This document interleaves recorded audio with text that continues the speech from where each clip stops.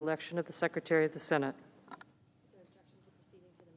Is there objection to proceeding to the measure? Hearing none, so ordered. Mr. President, I ask unanimous consent the resolution be agreed to, the motion to be reconsidered be considered made and laid upon the table with no intervening action or debate. Without objection, so ordered. Mr. President, I ask unanimous consent that the Senate proceed to the consideration of Senate Res. 79, submitted earlier today. Clerk report. Senate Resolution 79, notifying the House of Representatives of the election of the Secretary of the Senate. Is there objection to proceeding to the amendment? Hearing none, the Senate shall proceed. Mr. President, I ask unanimous consent the resolution be agreed to and the motion to be reconsidered be considered made and laid upon the table with no intervening action or debate. Without objection, it's so ordered. Now, Mr. President. The Majority Leader. Mr. President, we begin this week on a joyful note, welcoming an outstanding individual to serve as the new Secretary of the Senate, Ann Berry, from the office of one Senator Patrick Leahy. The position of the Secretary of the Senate dates back to April 8, 1789, just 2 days after the Senate achieved its first quorum. Today, one day after the conclusion of Black History Month, and on the first day of Women's History Month, Ann Berry was just sworn in as the first Black woman to ever serve as Secretary of the Senate, another glass ceiling broken. It's a testament to her outstanding career as a public servant of the highest caliber. Over her 40 years in Washington, Ann has come to know the ins and outs of the Senate better than just about anyone else who works in the Capitol complex. She came to Washington, a proud native of Birmingham, Alabama, and a graduate of North Alabama University, to work for Senator Howell Heflin. Clearly, word got around about her talents, because over the course of her career, she went to work for Senators Carper, Edwards, Moynihan, Jones, and most recently, as Senator Leahy's Deputy Chief of Staff, where she was an indispensable resource, not only to Senator Leahy's office, but to my team and to countless other senators.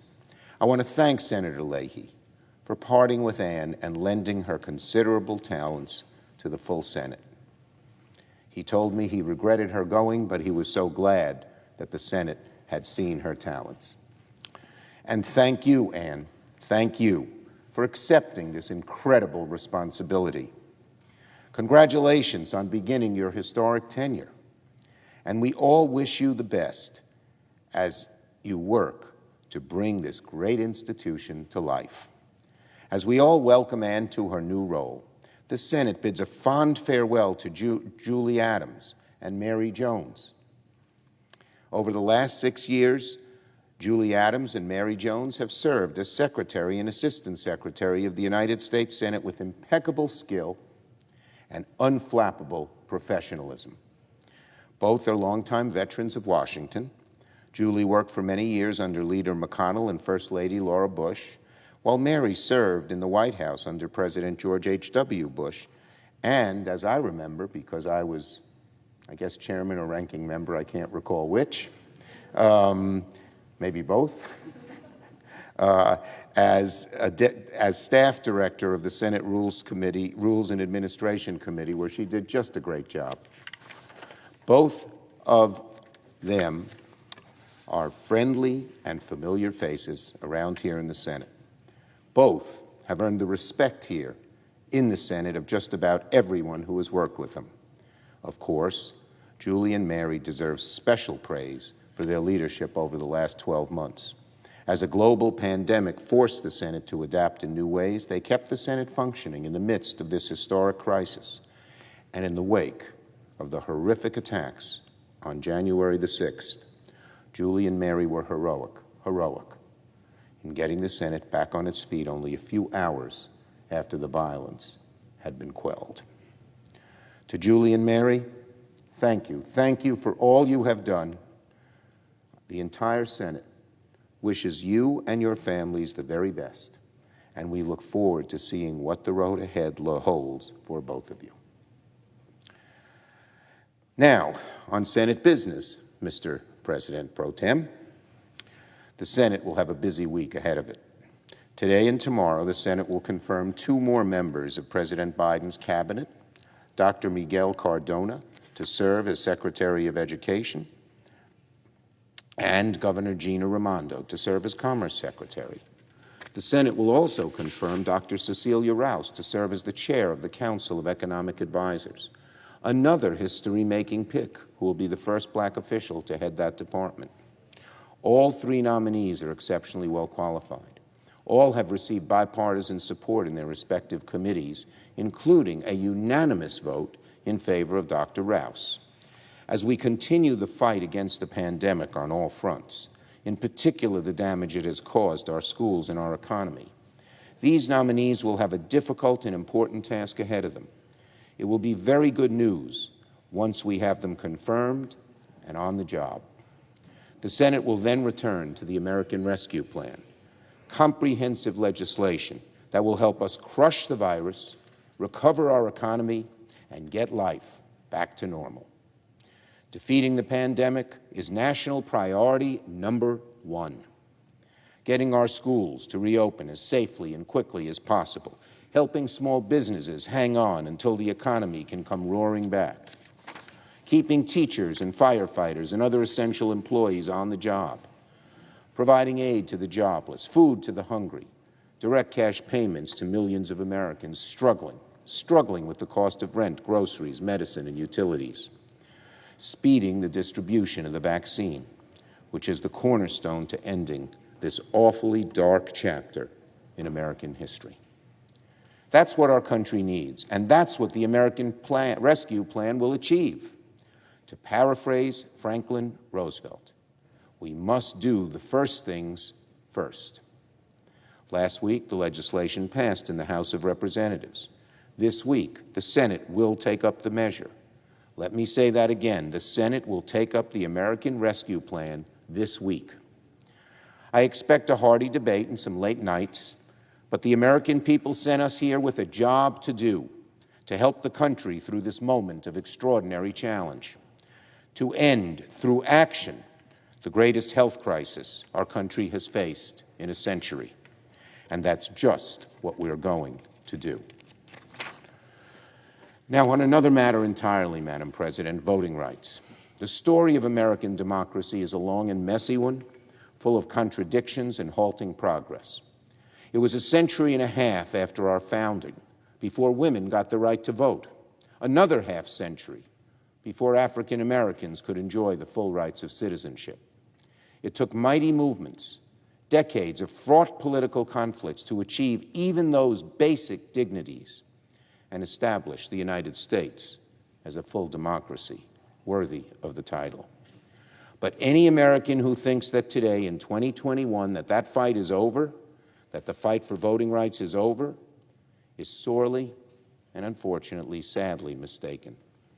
In the wake of the most recent election, an election that the former president has repeatedly lied about and claimed was stolen, more than 253 bills in 43 states have been introduced to tighten voting rules under the pernicious, nasty guise of election integrity. In Iowa, the state legislature voted to cut early voting by 9 days. Polls will close an hour earlier. And they voted to tighten the rules on absentee voting, which so many, the elderly, the disabled, the frail, depend on. In Wisconsin, Republican lawmakers have proposed limiting ballot drop boxes to 1 per municipality. A municipality of hundreds of thousands and a tiny one get the small one. I wonder why. I wonder why. In Arizona, one Republican legislator wants to pass a law allowing the state legislators, listen to this, Madam President, to ignore the results of the presidential election and determine their own slate of electors. One legislator in Arizona wants to pass a law allowing state legislators to ignore the results of the presidential election and determine their own slate of electors. That doesn't sound like democracy. That sounds like dictatorship. The most reprehensible of all efforts might be found in Georgia, where Republicans have introduced a bill to eliminate all early voting on Sundays, a day when black churches sponsor get-out-the-vote drives known as Souls to the Polls.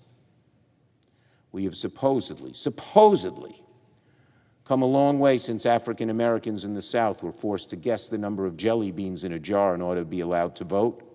But it's very difficult to look at the specific laws proposed by Republican legislatures around the country designed to limit voter participation in heavily African American and Hispanic areas, to lower turnout and frustrate election administration in urban districts and near college campuses, to gerrymander the districts to limit minority representation with, quote, almost surgical precision, to specifically target and thwart black churches from organizing voting drives. It is difficult, very difficult, not to see the tentacles of America's generations-old caste system, typically associated with slavery and Jim Crow, stretching into the 21st century and poisoning the wellspring of any true democracy, free and fair elections. We see a lot of despicable things these days, but nothing seems to be more despicable than this. When you lose an election in a democratic society, you update your party platform and appeal to more voters. You don't change the rules to make it harder for your opponents to vote, especially not African Americans, Hispanics, Native Americans, and other voters who have been historically disenfranchised. That response is toxic to democracy, and indeed is the very opposite of democracy.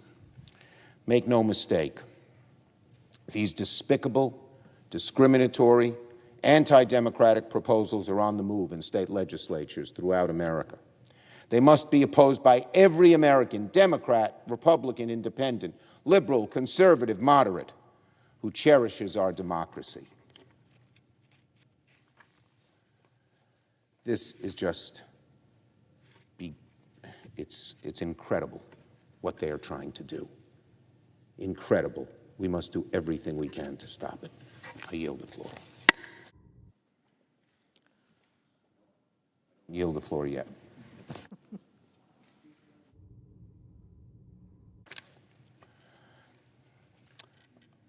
Madam President,